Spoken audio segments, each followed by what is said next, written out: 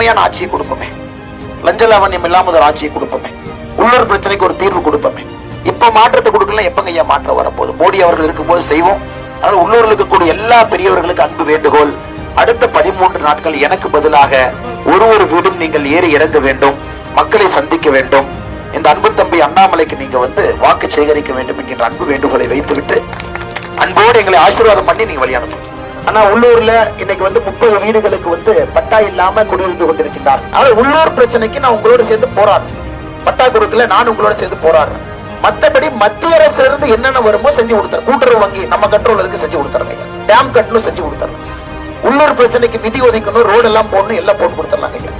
நான் உங்களுக்கு சொல்வது 2024 நீங்க இங்க தாமரையை மலர வச்சா 2026 இந்த பிரச்சனை சரி செய்ய முடியும்.